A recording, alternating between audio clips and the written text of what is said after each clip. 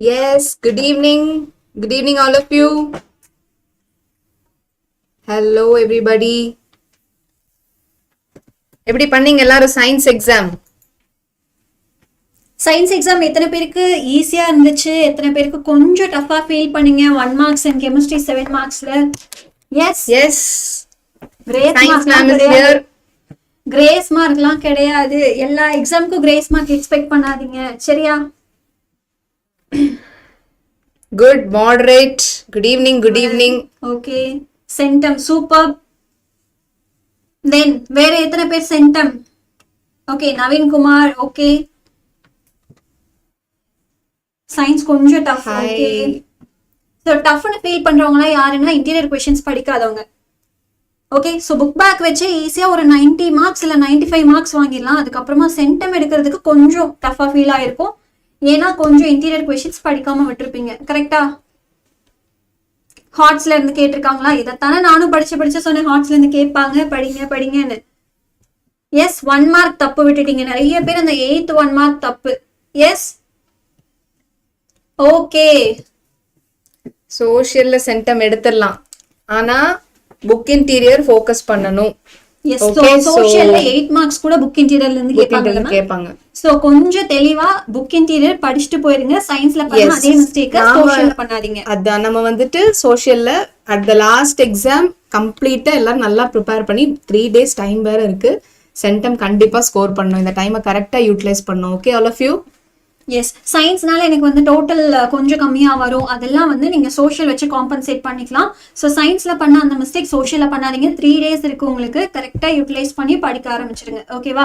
So சயின்ஸ்ல இந்த கொஸ்டினுக்கு கிரேஸ் மார்க் வருமா, இந்த கொஸ்டினுக்கு ஆன்சர் என்ன, இந்த தாட்லாம் கொஞ்சம் தூக்கி எடுத்து போட்டுட்டு ஆன்சர் வேணுமா, லைவ் செஷன் வந்து இருக்கு, ஆன்சர்க்கே டிஸ்கஸ் பண்ணிருக்கோம், அது போய் பாத்துருங்க. மற்றபடி இந்த காமெண்ட் செஷன்ல எனக்கு அந்த ஆன்சர் வேணும், இந்த ஆன்சர் வேணும் அப்படிங்கறத இப்பவே தூக்கி போட்டுட்டு நெக்ஸ்ட் எக்ஸாம்க்கு நம்ம ப்ரிப்பேர் பண்ண ஸ்டார்ட் பண்ணலாம், சரியா?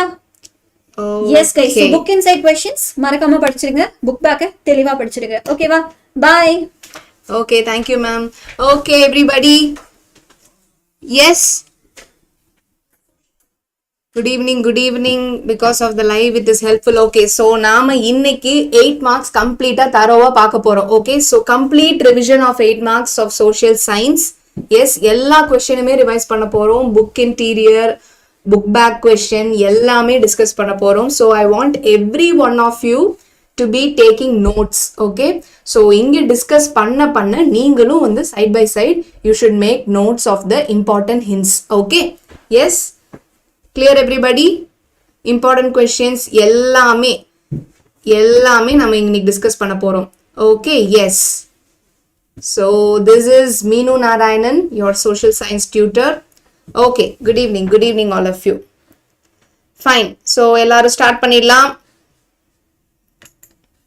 Okay, good evening everybody. First question. Yes, so provisions of Treaty of Versailles relating to Germany. This question is being repeatedly asked. இந்த கொஸ்டின் உங்களுக்கு என்ன அட்வான்டேஜ் அப்படின்னா, நீங்க வந்து இந்த கொஸ்டின் 2 மார்க்லயும் கேட்கறாங்க, 5 மார்க்லயும் கேட்கறாங்க, 8 மார்க்லயும் கேட்கறாங்க. ஸோ அதுக்கு ஏற்ற மாதிரி பாயிண்ட்ஸை நீங்க கம்ப்ரைஸ்டா எழுதி வச்சுக்கணும். ஸோ 2 marks கேட்டாங்கன்னா அதுக்கேற்ற மாதிரி ஒரு 2-3 points, 5 marksல கேட்கணும் ஒரு 5-6 points, 8 markல கேட்கும்போது ஆல் த ப்ரொவிஷன்ஸ் இது எல்லாமே எழுதிடணும். ஓகே, ஸோ உங்களுக்கு வந்து ஃபர்ஸ்ட் வேர்ல்டு வார் அந்த டைம்ல வந்து ஜெர்மனி தான் எல்லா பிரச்சனைக்கும் காரணம், இவன் தாங்க எல்லா பிரச்சனையும் பண்ணா, இவனை முதல்ல தூக்கி ஜெயில போடுங்க அப்படிங்கிற மாதிரி, இவன் தான் எல்லாத்துக்கும் காரணம், இவனை தான் பனிஷ் பண்ணும் எல்லா கண்ட்ரீஸும் சேர்ந்து அப்படின்னு சொல்லி எல்லா கண்ட்ரீஸும் ஜெர்மனியை ட்ரிகர் பண்ணி பாயிண்ட் பண்ணி அவங்கள கார்னர் பண்ண ஆரம்பிச்சாங்க. ஸோ அப்போ ட்ரீட்டி ஆஃப் வெர்சைல்ஸ்னு ஒரு ட்ரீட்டினா என்ன, ஒரு ஒப்பந்தம் எழுதினாங்க. ஸோ அது ஜெர்மனி கிட்ட என்னென்ன பண்ணணும், நீங்க வந்து இவ்வளோ வந்து வாருக்கான காம்பன்சேஷன், இவ்வளோ பெரிய ஃபர்ஸ்ட் வேர்ல்டு வார் நடந்ததுக்கு முக்கிய காரணமே நீங்க தான் வந்து எங்களோட லாசஸ்க்கு எல்லாமே நீங்க தான் ரீபே பண்ணணும், நாங்க என்னென்ன லாசஸ் ஃபேஸ் பண்ணிருக்கோமோ அது எல்லாத்துக்கும் நீங்க தான் வந்து ரீபே பண்ணணும்னு சொல்லி வார் இண்டெம்னிட்டி, ஒரு வார் காம்பன்சேஷன், நஷ்ட ஈடு கொடுக்கணும். அண்ட் நீங்க வந்து எந்த விதமான டிஃபென்ஸ் ஃபோர்ஸஸும் வச்சுக்க கூடாது. இந்த மாதிரி நிறைய பாயிண்ட்ஸ் இருந்தது. ஸோ அது என்னென்னு பார்க்கலாம். So all the central powers, okay, so central powers, France, Britain, Germany, the central powers எல்லாருமே they were directed to pay the war indemnity. so war indemnity அப்படின்னா என்ன, உங்களுக்கு அந்த வார்ல வந்து அவங்களுக்கு ஏற்பட்ட நஷ்ட ஈடு. ஓகே, ஸோ அந்த வார் இண்டெம்னிட்டினா வார் காம்பன்சேஷன் அப்படின்னு சொல்லலாம். ஸோ அந்த வார் காம்பன்சேஷன் பே பண்ண வேண்டி இருந்தது for all the losses suffered. எவ்வளோ?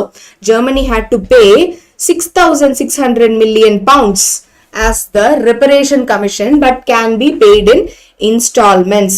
Okay, so reparation commission சொன்னபடி ரிப்பரேஷன் அந்த வேர்ட்லயே உங்களுக்கு தெரியுது என்னென்ன ரிப்பேர்ஸ் என்னென்ன நஷ்டங்கள் வந்ததோ அதுக்கான ஒரு கமிஷன். அங்க என்ன சொன்னாங்க? ஸோ ஒரு வந்து நீங்க 6,600 pounds வந்து மில்லியன் பவுண்ட்ஸ் வந்து ஜெர்மனி பே பண்ணணும், பட் இன்ஸ்டால்மெண்ட்ஸ்ல பே பண்ணிக்கலாம். So it is going to pay for all the countries which has been suffered in the first world war. Okay, so war indemnity pay பண்ணோம், 6,600 million pounds pay பண்ணோம், இன்ஸ்டால்மெண்ட்ஸ்ல pay பண்ணிக்கலாம். Next provision, the Germans should not have submarines. அவங்க வந்து இந்த நீர்மூழ்கி கப்பல் submarines எல்லாம் வச்சுக்க கூடாது, அண்ட் ஏர்ஃபோர்ஸும் வச்சுக்க கூடாது. But they can have a small navy, சின்ன கப்பல் படை வேணா வச்சுக்கலாம். அண்ட் அண்ட் ஆர்மி ஆஃப் எவ்வளோ பேரு? 1 lakh men. ஒரு 1 lakh men இருக்கிற மாதிரி ஒரு சின்ன ஆர்மி, ஒரு சின்ன நேவல் ஃபோர்ஸ், இது ரெண்டுமே வச்சுக்கலாம். Okay, small navy and army of 1 lakh men. Next, Austria and Germany. So Austria and Germany என்னாச்சு? Separated and Austria was given independence. Okay, so உங்களுக்கு ஃபர்ஸ்ட்ல இருந்தே ஓகே, ஸோ உங்களுக்கு வந்து ஆஸ்திரியா அண்ட் ஹங்கேரி இவங்க ரெண்டு பேருமே ஜெர்மன் கடியில தான் இருந்தாங்க. ஓகே, ஸோ அப்போ வந்து ஜெர்மனில இருந்து இந்த ஆஸ்திரியாவை செப்பரேட் பண்ணியாச்சு, ஆஸ்திரியாவுக்கு இண்டிபெண்டன்ஸும் கொடுத்தாச்சு. Okay, all German colonies under mandated territories of League of Nations. இப்போ லீக் ஆஃப் நேஷன்ஸ் அப்படிங்கிறது எதுக்கு வந்துச்சு? ஃபர்ஸ்ட் வேர்ல்டு வார் நடந்ததுக்கு அப்புறம் எல்லாரும் இனிமே அமைதியா இருக்கணும், பீஸ்ஃபுல்லா இருக்கணும், சண்டை போடக்கூடாது அப்படின்னு வந்த ஒரு அமைப்பு தான் league of nations. Okay, so அந்த ஆர்கனைசேஷன்ஸ் வந்தப்போ என்னெல்லாம் காலனிஸ் வந்து ஜெர்மனிக்கு அடியில இருந்ததோ எல்லா காலனிஸும் லீக் ஆஃப் நேஷன்ஸ் அடியில மேண்டேட்டட் டெரிட்டரிஸா போயிடுச்சு. அப்போ இனிமே ஜெர்மனிக்கு எந்த டெரிட்டரிஸ் மேலேயும் கண்ட்ரோல் இல்லை. Germany had to give up all her overseas possessions. Overseas பொசெஷன்ஸ்னா என்ன? ஸோ அக்ராஸ் தி சீஸ், அந்த கடல் தாண்டி என்னெல்லாம் இப்போ இன்கேஸ் லைக் ஒரு ஆப்பிரிக்கன் காலனிஸோ இல்ல இந்த ஸ்பெயின் மொரோக்கோ அந்த சைடு, ஸோ அந்த மாதிரி any other colonies across the sea, across the Mediterranean sea or across the Adriatic sea. So ஏதாச்சும் ஒரு ஃபாரின் கண்ட்ரிஸோட காலனிஸ் வச்சிருந்தாங்க ஜெர்மனி அப்படின்னா, ஸோ அது எல்லாத்தையும் வந்து கொடுத்துடணும். So the rights and titles எல்லாத்தையும் வந்து அந்த பிரிட்டன், பிரான்ஸ், அந்த allied பவர்ஸ், ஸோ allied பவர்ஸ்க்கு எல்லா ரைட்ஸையும் பொசிஷன்ஸையும் கண்ட்ரோலையும் கம்ப்ளீட்டா ஜெர்மனி கொடுத்துடணும். Germany is having no control now. Okay, yes. So அதுக்கு சப்மரைன்ஸ் கிடையாது, ஏர்ஃபோர்ஸ் கிடையாது, வேணும்னா ஸ்மால் நேவல் ஃபோர்ஸ் வச்சுக்கலாம், ஒரு 1 lakh மென்னோட ஒரு ஆர்மி வச்சுக்கலாம். ஆஸ்திரியா ஜெர்மனி செப்பரேட் பண்ணியாச்சு, ஆஸ்திரியாக்கு இண்டிபெண்டன்ஸும் கொடுத்தாச்சு. ஜெர்மன் காலனிஸ் என்னெல்லாம் இருந்ததோ அது எல்லாமே லீக் ஆஃப் நேஷன்ஸ்க்கு போயாச்சு. Next Germany had to give up all her overseas positions, rights and titles எல்லாமே allied பவர்ஸ்க்கு கொடுத்துடணும், பிரிட்டனுக்கு கொடுத்துடணும். Next, Germany surrendered Alsace Lorraine. Alsace Lorraine அப்படிங்கிறது வந்து ரொம்ப ரொம்ப powerful territory of Germany. So Germany அப்படின்னாலே அல்சேஸ் லொரைன் வந்து it's the most powerful territory. அதை வந்து பிரான்ஸுக்கு கொடுத்துடணும் அப்படின்னு அந்த ட்ரீட்டில சொல்லியிருந்தாங்க. He also signed the Treaty of Brest-Litovsk with Russia and Treaty of Bucharest with Bulgaria. Okay, so 2 treaty, Russia கூட ஒரு ட்ரீட்டி, பல்கேரியா கூட ஒரு ட்ரீட்டி, நாங்கள் வந்து உங்க கூட சண்டை போட மாட்டோம் அப்படின்னு சொல்லி. ஓகே, ஸோ நாம வந்து இனிமேல் ஃப்ரெண்ட்ஸாக இருந்துக்கலாம், நாம வந்து இனிமேல் சண்டை போட்டுக்க வேணாம் அப்படிங்கிற ஒரு டைம்ல தான் வந்து ட்ரீட்டி எல்லாம் போடுவாங்க, 2 கண்ட்ரிக்கும் ஒரு ஒப்பந்தம் மாதிரி. ஸோ ரஷ்யா கூட treaty of Brest-Litovsk and Bulgaria கூட ட்ரீட்டி ஆஃப் புக்காரெஸ்ட், இது ரெண்டுமே வந்து சைன் பண்ணியாச்சு. ரைன்லேண்ட், ஸோ இந்த பாயிண்ட் பாருங்க, Rhineland was to be occupied by the allies. So நம்மளோட பிரிட்டன், பிரான்ஸ் இது எல்லாமே வந்து ரைன்லேண்ட் அப்படிங்கிறது, இப்போ ஜெர்மனில வந்து 2 ரிவர்ஸ் இருக்கு, ரைன், ரோன் அப்படின்னு சொல்லி 2 ரிவர்ஸ் இருக்கு. ஸோ அந்த ரைன் ரிவரை சுத்தி இருக்கிற ஏரியா தான் ரைன்லேண்ட். ஓகே, ஸோ அந்த ரைன்லேண்ட் எல்லாமே வந்து இந்த allied பவர்ஸ் ஆக்குபை பண்ணிக்கும். East of Rhineland was to be demilitarised. So டீமிலிட்டரைஸ்டுனா என்ன? எந்த விதமான மிலிட்ரி டிஃபென்ஸ் பாதுகாப்பு எதுவுமே இருக்கக்கூடாது, கம்ப்ளீட்டா டீமிலிட்டரைஸ் பண்ணிடும். Poland was recreated with a corridor to Baltic containing the port of Danzig of Germany. So Danzig அப்படிங்கிறது இப்போ நமக்கு இந்தியாவை பொறுத்த வரைக்கும் கொல்கத்தா, சென்னை, விசாகப்பட்டினம் இதெல்லாம் எவ்வளோ இம்பார்ட்டண்ட்டான போர்ட் இல்லையா? அந்த மாதிரி டான்சிக்ங்கிறது ரொம்ப ரொம்ப இம்பார்ட்டண்ட்டான board ஜெர்மனிக்கு. Okay, so Poland was recreated with a corridor to Baltic containing the port of Danzig to Germany. So Poland recreate பண்ணிட்டாங்க, ஜெர்மனியோட டான்சிக் போர்ட்டை அங்க கொடுத்தாச்சு. ஸோ ஜெர்மனிக்கு இப்போ எந்த டெரிட்டரியுமே கண்ட்ரோல்ல இல்லை. Okay, yes. ஸோ எல்லா பாயிண்ட்ஸும் கிளியரா? வார் இண்டெம்னிட்டி பே பண்ணோம், 6,600 மில்லியன் பவுண்ட்ஸ் பே பண்ணோம், இன்ஸ்டால்மெண்ட்ஸ்ல பே பண்ணிக்கலாம். ஸோ சப்மரைன்ஸ் இருக்கக்கூடாது, small naval force, small army force இருந்துக்கலாம் 1 lakh மென்னோட. அண்ட் ஆஸ்திரியா ஜெர்மனி செப்பரேட் பண்ணியாச்சு, ஆஸ்திரியாக்கு இண்டிபெண்டன்ஸும் கொடுத்தாச்சு. ஆல் ஜெர்மன் காலனிஸ் என்னாச்சு, கம்ப்ளீட்டா வந்து லீக் ஆஃப் நேஷன்ஸ் கடையில மேண்டேட்டட் டெரிட்டரிஸா மாறிடுச்சு.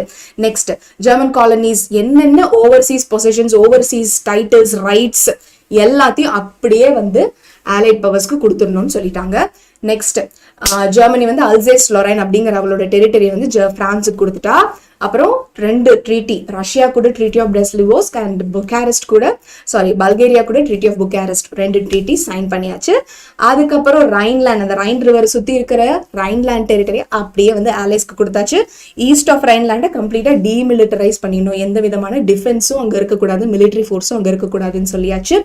Poland was recreated to create a corridor வந்து இந்த பால்டிக் சீக்கும் அந்த port of Danzig, so Baltic sea அந்த போர்ட் ஆஃப் டான்சிக் அந்த ஏரியாவுக்கு வந்து அப்படியே வந்து போலண்டை ரீக்ரியேட் பண்ணிட்டாங்க. Okay, clear everybody? S.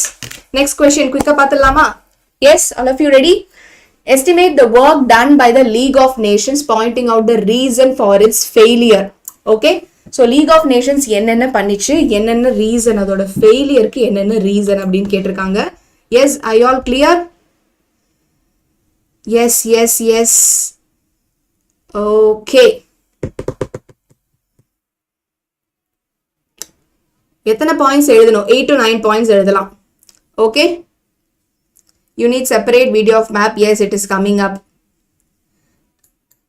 Okay, estimate the work done by League of Nations pointing the reasons for its failure. League of Nations எப்போ form பண்ணாங்க? 1920ல ஃபார்ம் பண்ணாங்க with the twin objective. என்ன twin objective? 2 objective. Okay, so என்ன 2 objective? Avoiding war and to maintain peace in the world. So war-ஐயும் avoid பண்ணணும், peace maintain பண்ணணும், உலக அமைதி maintain பண்ணணும் அப்படிங்கிறதுக்காக இந்த League of Nations ஃபார்ம் பண்ணாங்க. Main work done by the League of Nations was to solve the dispute between Sweden and Finland over the sovereignty of Åland Island. It ruled that the island should go to Finland.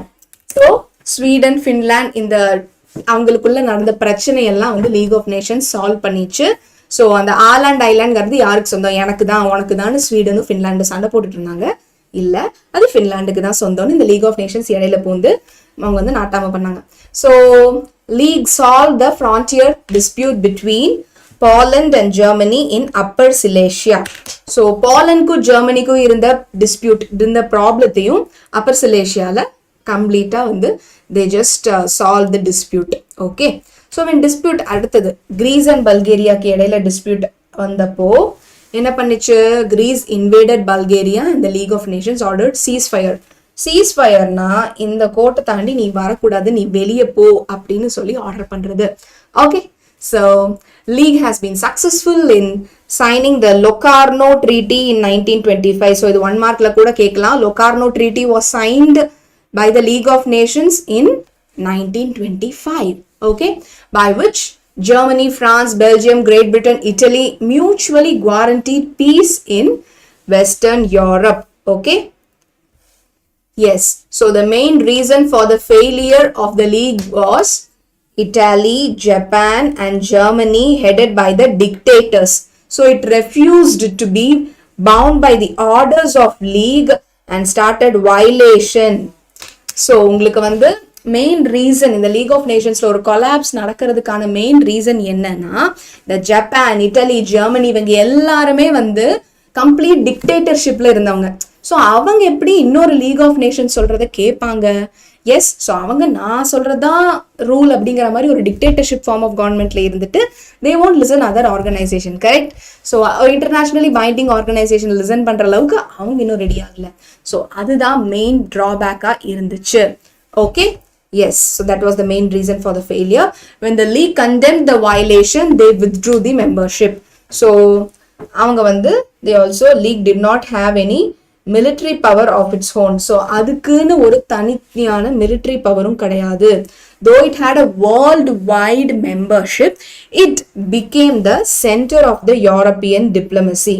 The league remained a passive witness to events, issues and incidents of violations. Therefore, finally 1946ல league dissolve பண்ணிட்டாங்க. Okay, so league இப்போ வந்து ஒரு passive witness, அதாவது வந்து என்னென்ன பிரச்சனை நடக்குதோ அதுல டைரக்டா பார்ட்டிசிபேட் பண்ணாம உங்களுக்கு வந்து அது ஒரு தனியா வேடிக்கை பார்க்குற ஒரு ஆளா தான் இருந்துச்சு. Okay, S.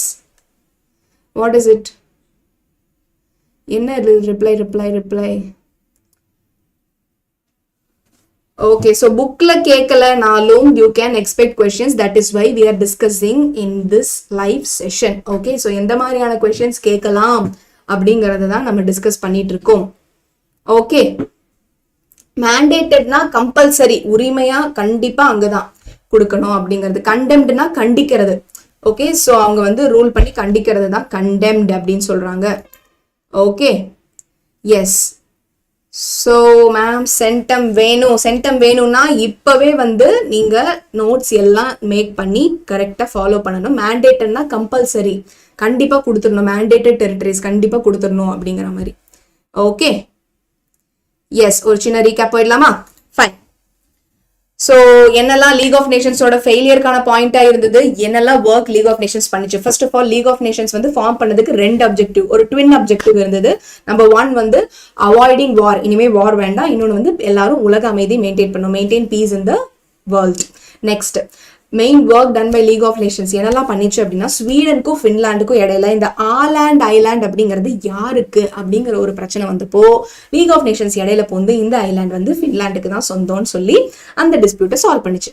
நெக்ஸ்ட் ஜெர்மனிக்கும் போலாண்டுக்கும் இடையில வந்து இஷ்யூ வந்தப்போ அப்பர் சிலேஷியால ஃப்ரான்டியர் டிஸ்பியூட் அப்படின்னா பவுண்டரி. ஓகே, ஸோ ஃப்ரான்டியர் அப்படின்னா பவுண்டரின்னு அர்த்தம்.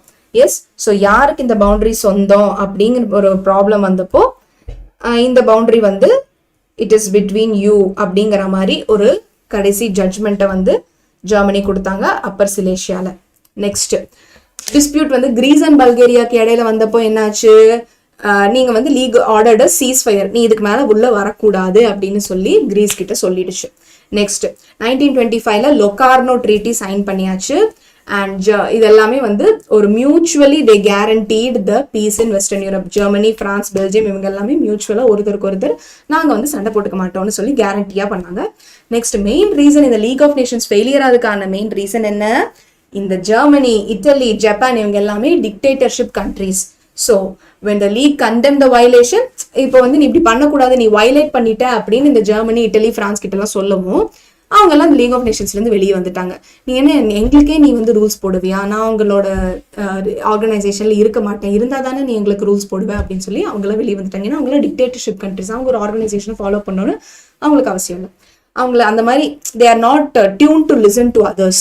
Okay, so league did not have any military power of its own. அதுக்குன்னு எந்த military பவரும் கிடையாது. Though it had a worldwide membership.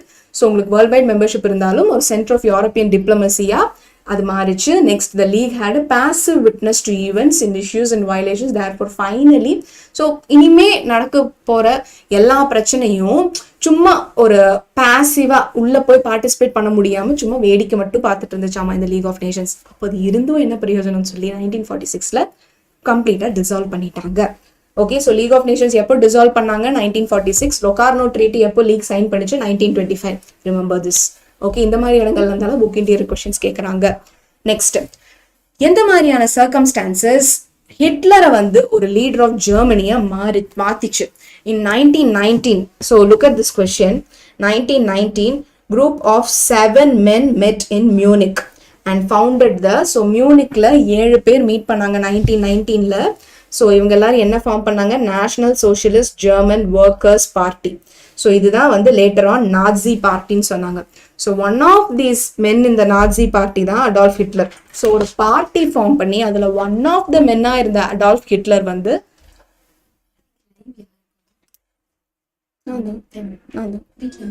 இங்கே வந்து map and timeline. In 1923, abortively attempted to capture power in Bavaria, but this proved a blunder. He was sent to prison. Okay, so 1923 என்னாச்சு? இப்போ வந்து Nazi பார்ட்டியில one of the மெம்பரா இருந்தது தான் Adolf Hitler. So அவர் வந்து இப்போ அந்த அவர் ஒன் ஆஃப் த மெம்பரா இருந்தவர் எப்படி ஒரு லீடர் ஆஃப் ஜெர்மனியா மாறினாருன்னு கேட்குறாங்க.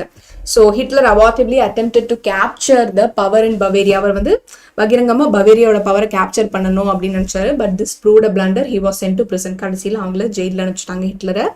ஸோ இந்த presidential election, so president ஆகிற எலெக்ஷன்ல, yes, so this should be presidential election.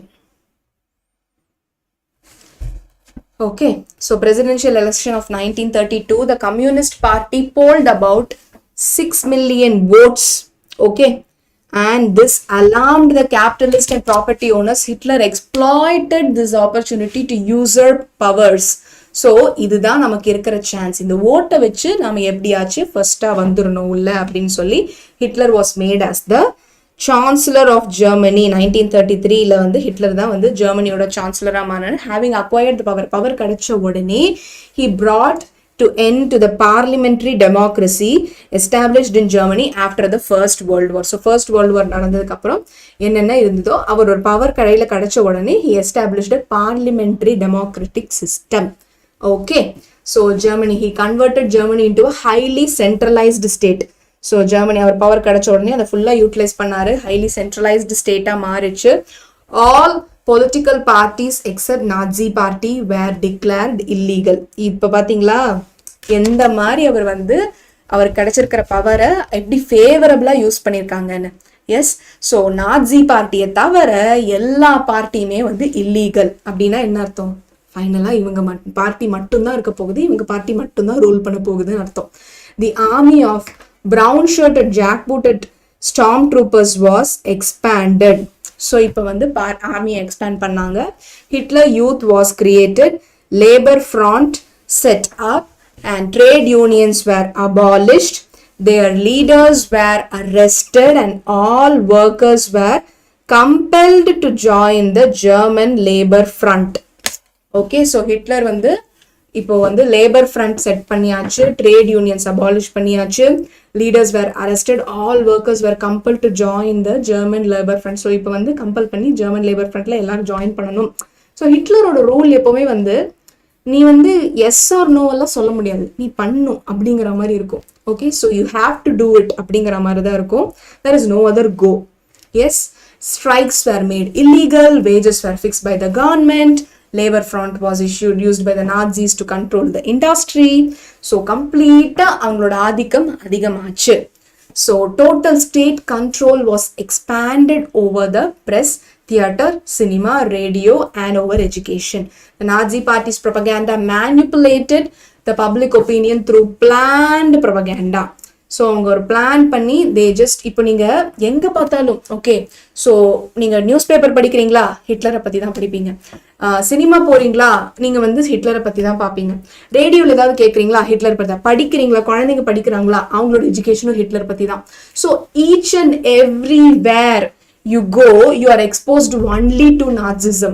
So இந்த மாதிரி நீ வந்து you're hearing Nazism, you're seeing Nazism, you're studying Nazism.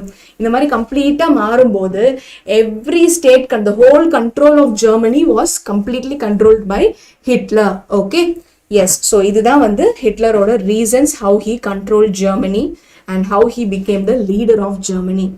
Okay, yes, so hope everybody is clear with this.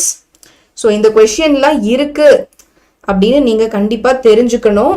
At least ஒரு 5 மார்க்ல வந்தாலும் you should be able to answer அப்படிங்கிறதால தான் கொஸ்டினை கொண்டு வந்தேன். Yes, so this is one among the questions you should know. Okay, so this question is very important. இந்த question கேட்கறதுக்கு நிறைய சான்ஸ் இருக்கு. எவ்ரிபடி இந்த live session, everybody make a note of it. Yes, என்ன ரிப்ளை பண்ணும்? Book 8 marks.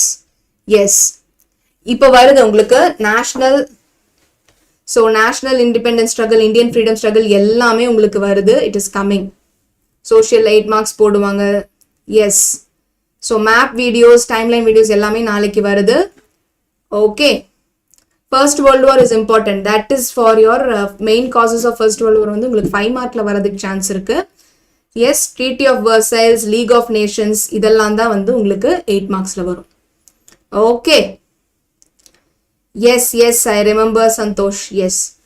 Okay. Fine. So Partition of India எல்லாமே உங்களுக்கு வந்துட்டு இருக்கு. Okay. Not to worry at all. Attempt a narrative account on the process of decolonization and so எப்படி உங்களுக்கு interwar periodனா First World War, Second World War. Okay. So First World War வந்து 1914 to 1918. Second World War வந்து 1940 தான் வந்தது. So இந்த 1918ல இருந்து 1940 வரைக்கும், so 1919 to 1939 இந்த இன்பிட்வீன் பீரியடை தான் இன்டர் வார் பீரியட் அப்படின்னு சொல்லுவாங்க. Okay, so attempt a narrative account how the process of decolonization happened in India during the interwar period. So உங்களுக்கு it was the launch of Swadeshi movement in 1905 that marked the beginning of the decolonization process in India. So colonization na enna? So colonization na complete வந்து British வந்து colonies make பண்ணி India வந்து control பண்ற process. So India வந்து British ஓட market use பண்ணி control பண்ற process தான் colonization. So அந்த colonizationல இருந்து remove பண்றது தான் decolonization. So அது எப்போ இந்த ஸ்வதேசி மூவ்மெண்ட் ஸ்டார்ட் பண்ணதுக்கு அப்புறம் தான் decolonization process start ஆச்சு. Okay, so the elected provincial assemblies and Indian ministers are permitted to hold certain portfolios and in the legislature, but the Indian National Congress rejected diarchy and decided to boycott the legislature. So ஒரு rule இருக்கிறது monarchy, ரெண்டு rule இருக்கிறது diarchy.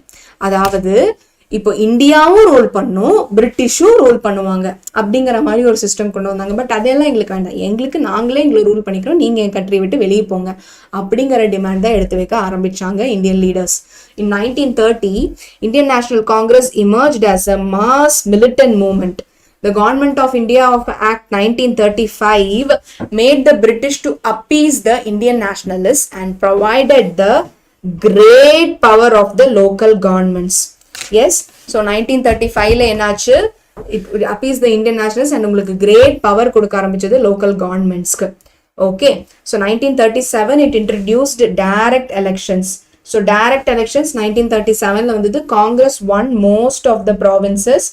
So the process of decolonization is very clear by the Montague Declaration stating increasing association of Indians in every branch of administration and gradual self-government in India in an integral part of the British Empire. Okay, so slow-slow-வா எப்படி வந்து colonization அவங்களோட பவரை வந்து remove பண்ண ஆரம்பிச்சாங்கங்கிறது தான் இந்த question. Yes, so this rise and fall of Adolf Hitler can also be asked. This question is important. Assess the structure and activities of United Nations. இது கேட்கறதுக்கு நிறைய சான்ஸ் இருக்கு. Yes, so structure and activities of United Nations is an important question. Yes. Yes, yes, yes.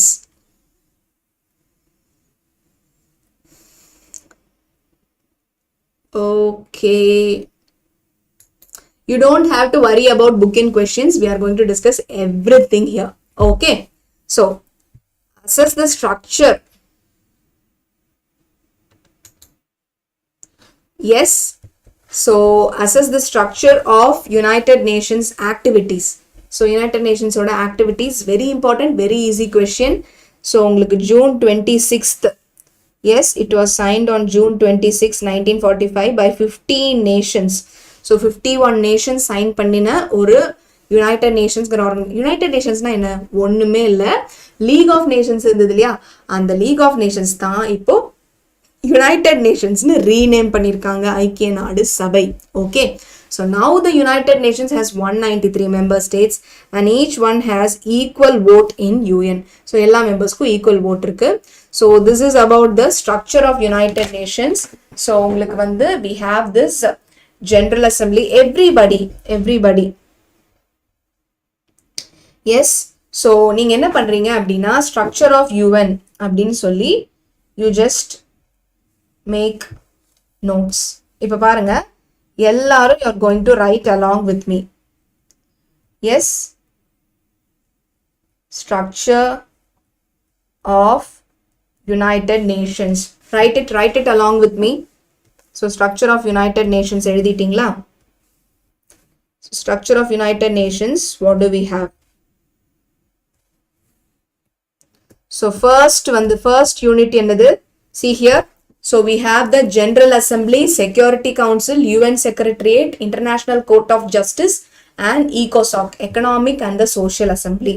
So first one பாருங்க, everybody write it down. You are going to make your hints now itself. இப்பவே you are going to write. Okay. So first one is your General Assembly. So General Assembly எழுதிக்கோங்க எல்லாரும். Done. So number 1 will be your General Assembly.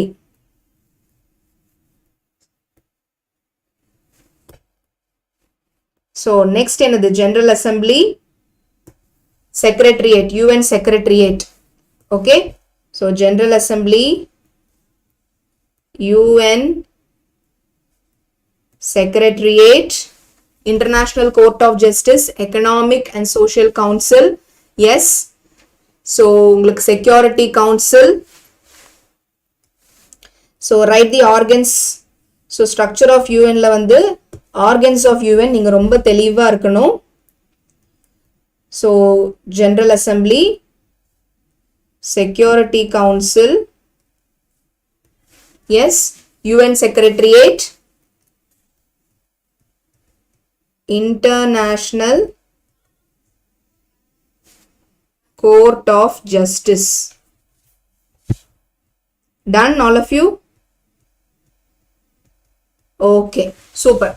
Next வந்து Economic and Social Council, ECOSOC. So Economic and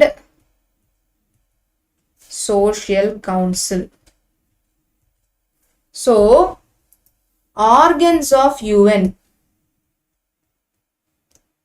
இல்லனா structure of UN அப்படின்னு mention பண்ணி இந்த ஒரு flow chart நீங்க போட்டுட்டாலே உங்களுக்கு இந்த flow chartக்கு மட்டுமே 2 marks கிடைச்சிரும் 8 marksல. இந்த question கேட்டுட்டாங்க. இந்த questionக்கு உள்ள என்ன எழுதுறதுன்னு கொஞ்சம் டவுட்டா இருக்கு. ஆனா வந்து இந்த question அட்டெண்ட் பண்ணாம விட முடியாது. கரெக்ட்? சோ அந்த மாதிரியான டைம்ல இந்த மாதிரி ஒரு flow chart கிரியேட் பண்ணி நீங்க மார்க் ஸ்கோர் பண்ணலாம். Yes, so try to make the best of everything. Okay, so இந்த question கேட்டுட்டாங்க அப்படின்னா organs of UN இல்லனா structure of UN அப்படின்னு சொல்லி United Nations ஃபுல்லாவே எழுதிருங்க. So அப்படி ஒரு ஹெட்டிங் கொடுத்து இந்த flow chart பண்ணிடுங்க. General Assembly, Security Council, UN Secretariat, International Court of Justice, Economic and Social Council. இந்த ஆர்கன் எல்லாத்தையும் கரெக்டா ஆர்டர் வைஸ் எழுதிட்டீங்கனாலே it is very very easy that you score at least 2 marks. Okay, clear everybody? Yes. Yes, you can take a screenshot.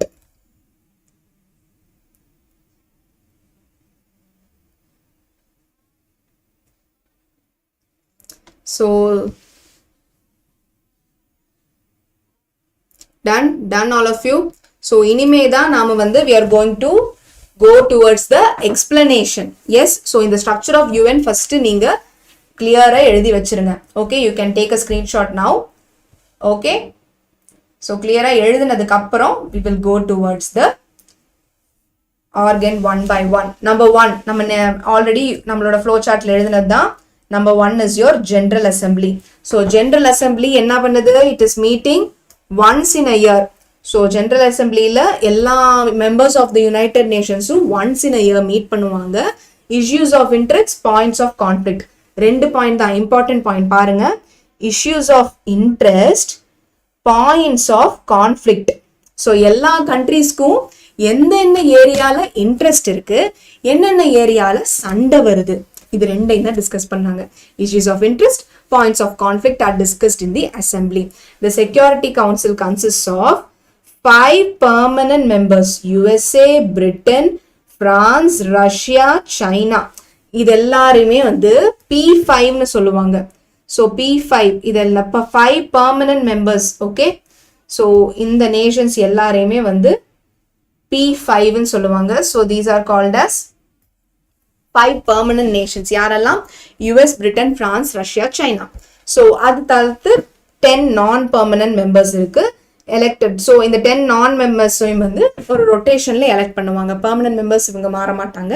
இந்த permanent மெம்பர்ஸ்க்கு ஒரு power இருக்கு. என்னன்னா, each permanent member has the right to veto. வீட்டோனா என்ன? வீட்டோனா it is nothing but a negative vote. Okay, so ஏதாச்சும் ஒரு டிசிஷன் அவங்க வந்து டிசைட் பண்ணாங்க அப்படின்னா, இல்லை எனக்கு இந்த டிசிஷன் பிடிக்கல அப்படின்னு சொல்லி ஒரு நெகட்டிவ் ஓட் போடுறதுக்கான பவர் வந்து இந்த P5 நேஷன்ஸ், இந்த பெர்மனன்ட் 5 மெம்பர்ஸ் இருக்காங்க இல்லையா, அவங்களுக்கு இருக்கு. அந்த வீட்டோ பவர் இருக்கு. Okay, UN secretariat next. Yes, so UN secretariat headed. So UN செக்ரட்டரியோட headed யாரு? So head is by the secretary. Okay, so headed by the secretary by law general. He is elected. So அந்த secretary இருக்கார் இல்லையா, அந்த செக்ரட்டரியை வந்து யார் elect பண்றாங்க? ஜெனரல் அசம்பிளி எலெக்ட் பண்ணுது. ஸோ நம்ம இங்க பார்த்தோம்ல UN ஜெனரல் அசம்பிளி. ஸோ இந்த ஜெனரல் அசம்பிளி தான் UN செக்ரட்டரியேட்டோட செக்ரட்டரிய எலெக்ட் பண்ணுது. எப்படி? இந்த அடுத்து நம்ம பார்க்க போற செக்யூரிட்டி கவுன்சில் அவங்க ரெக்கமெண்ட் பண்ண, ஸோ செக்யூரிட்டி கவுன்சில் ரெக்கமெண்ட் பண்ண இந்த ஜெனரல் அசம்பிளி வந்து இந்த UN செக்ரட்டரியேட்டோட ஹெட்டை எலெக்ட் பண்ணுது. Are you getting this? Yes everybody. So உங்களுக்கு வந்து இந்த UN செக்ரட்டரியேட் இருக்குல்ல, ஸோ இந்த UN செக்ரட்டரியோட ஹெட் யாரு? செக்ரட்டரி. ஸோ இந்த செக்ரட்டரியை யாரு எலெக்ட் பண்றா? UNோட ஜெனரல் அசம்பிளி. ஸோ UNோட general assembly elects the secretary of the UN secretariat under whose recommendation? Under the Security Council's recommendation. So secretary வந்து UN General Assembly elect பண்ணுது. இந்த Security Council recommend பண்ணும்போது இவங்க elect பண்றாங்க General Assembly. Okay, so UN Secretariat head யாரு? Secretary. அந்த செக்ரட்டரியை வந்து யாரு எலெக்ட் பண்றாங்க? General assembly. யாரு ரெக்கமெண்ட் பண்றாங்க? Security council. கிளியரா? So, with this, cabinet and officials run by the UN. International Court of Justice. Next organ பாருங்க, International Court of Justice. So, இதோட headquarters எங்க இருக்கு? ஹேக், ஹாலண்ட்ல இருக்கு. Next point, Economic and the Social Council. Economic and the Social Council வந்து ஒண்ணுமே இல்லை, அந்த heading இருக்குல்ல, அந்த ஹெட்டிங் புரிஞ்சா போதும். எல்லா எக்கனாமிக் அண்ட் சோஷியல் ஒர்க்கை கோஆர்டினேட் பண்றது தான் இவங்களோட வேலை.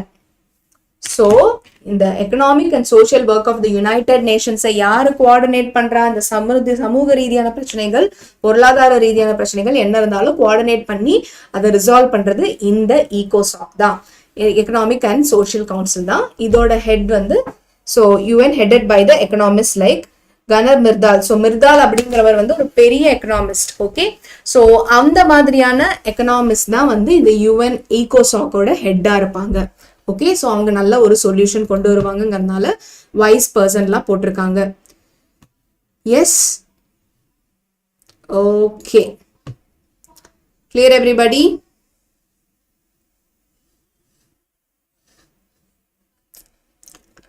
Okay, done. General assembly, UN assembly ரெண்டும் ஒண்ணுதான். So clear? ஸோ இது வந்து organs of the united nations, இந்த structure of the united nation organ, அதெல்லாம் உங்களுக்கு புரிஞ்சிருச்சா? இப்போ என்னெல்லாம் ஆக்டிவிட்டி பண்ணுது யுனைடெட் நேஷன்ஸோட ஆக்டிவிட்டிஸ் என்னெல்லாம்? ஸோ ஹியூமன் ரைட்ஸ், மனித உரிமைகள், ரெஃப்யூஜி, இந்த அகதிகளோட பிரச்சனைகள், கிளைமேட் சேஞ்ச், ஜெண்டர் ஈக்குவாலிட்டி, இதெல்லாம் வந்து 1 by 1 எழுதிருங்க.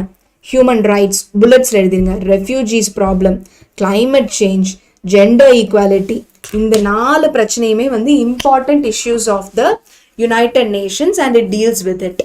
Earlier in 1916s, decolonization was also a part of their activity. Okay, so 1960s decolonizations may or part of United Nations activity. So UN peacekeeping force acted in many areas of conflict all over the world. So எல்லா பிரச்சனையும் all over the world என்ன பிரச்சனைனாலும் United Nations ஓட peacekeeping force வந்து they have resolved. The preamble of the UN declares its activities include human rights, equality of men and women. So preamble அப்படின்னா நான் என்னன்னு சொல்லியிருக்கேன், அந்த introduction. Okay, so அந்த introduction preface, அந்த முன் கதை சுருக்கம் அந்த மாதிரிலாம் சொல்லுவாங்கல்ல, முன்கதை சுருக்கம், அந்த மாதிரி யுனைடெட் நேஷன்ஸோட ப்ரிஃபேஸே என்ன, human rights and equality of men and woman, gender equality, இதுதான் வந்து யுனைடெட் நேஷன்ஸோட activities. Okay, so activities very simple. Human rights, refugee problem, climate change, gender equality, இதெல்லாமே டிஸ்கஸ் பண்ணுறது தான். All over the world united நேஷன்ஸோட peace keeping force. Peace keeping ஃபோர்ஸ்னாலே உங்களுக்கு புரியணும், அமைதி காக்கிற ஃபோர்ஸ். ஸோ எங்கே கான்ஃப்ளிக்ட் வந்தாலும் இவங்க போய் அமைதி காக்கிற ஃபோர்ஸ் வந்து அதை சால்வ் பண்ணிட்டு வந்திருக்காங்க. ஸோ உங்களுக்கு declares human rights, equality of men and women, இது எல்லாமே டிக்ளேர் பண்ணியிருக்கு. So these are all the activities. So உங்களுக்கு இந்த ஸ்ட்ரக்சர் ஆஃப் யூஎனும் கிளியராக இருக்கும்னு நினைக்கிறேன். General assembly, security councils, UN secretariat, international court of justice, economic and social council.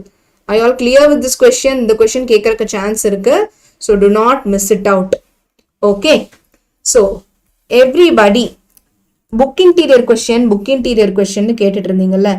So இந்த கொஸ்டின் வந்து over the years, last year or previous year நினைக்கிறேன். Yes, so இந்த கொஸ்டின் வந்து புக் இன்டீரியராக கேட்டிருந்தாங்க. விமன் மூமெண்ட் அப்படின்னு, கரெக்டா? விமன் மூமெண்ட் பற்றி எக்ஸ்பிளைன் பண்ண சொல்லி கேட்டிருந்தாங்கல்ல. Have you all seen the question paper? Yes. So இந்த மாதிரியான questions எல்லாம் தான் நீங்க clear பண்ணி படிச்சுக்கணும். Okay. Women movement. Remember everybody? Yes. So எல்லாரும் அவங்கவுங்களுக்குள்ள பேசுறத விட்டுட்டு question live discussion என்னன்னு பார்த்து பாயிண்ட் நோட் பண்ணுங்க, all of you.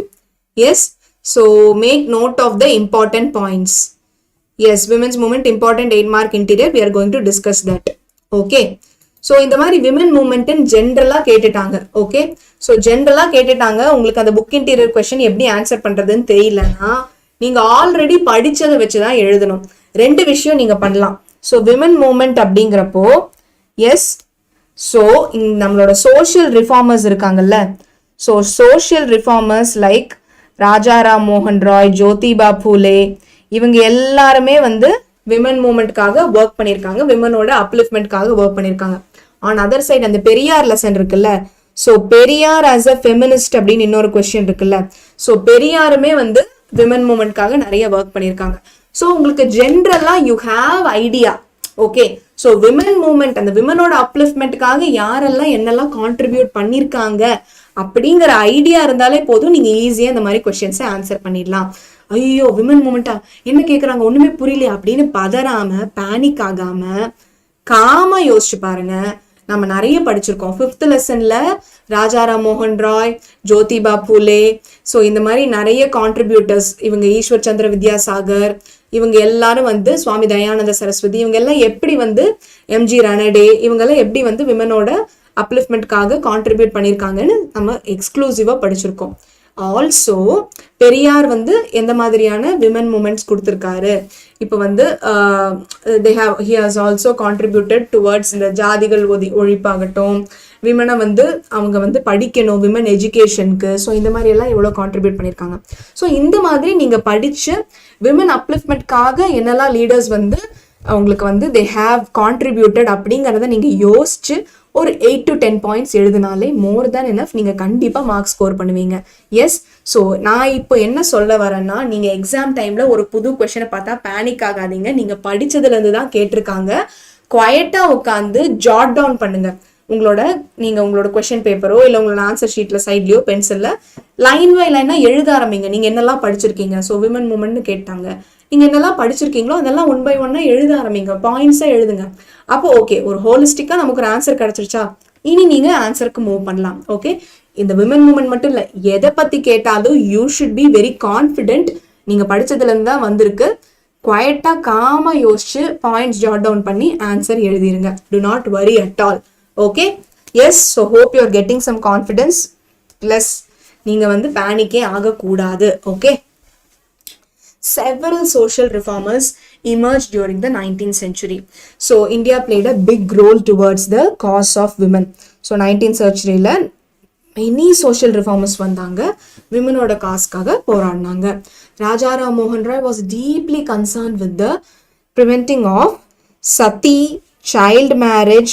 Yes, so sati, child marriage இதெல்லாம் ஒழிக்கணும் அப்படின்னு சொல்லி ராஜாராம் மோகன் ராய் ரொம்ப டீப்லி கன்சர்ன்டா இருந்தாரு. எஸ், அண்ட் பாலிகேமினா என்ன, ஒருத்தங்க நிறைய பேரை கல்யாணம் பண்றது. ஸோ பாலினாலே many. Okay, so sati, child marriage, polygamy இது எல்லாத்தையுமே வந்து ஒழிக்கணும்னு ராஜாராம் மோகன் ராய் நினைச்சாரு. He also advocated the right of widows to remarry.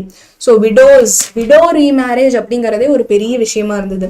So widows அப்படின்னா அவங்க அப்படியே அந்த ஹஸ்பண்டோட ஃபயர்லேயே அவங்களும் போய் குதிச்சு செத்துடணும், அப்படி உடன்கட்டை ஏறுதல் அப்படின்னு சொல்லுவாங்கல்ல, அந்த மாதிரி அவங்களும் போய் சத்தி பண்ணிடணும், அப்படியெல்லாம் வந்துட்டு ரூல்ஸ் இருந்தது அப்போ.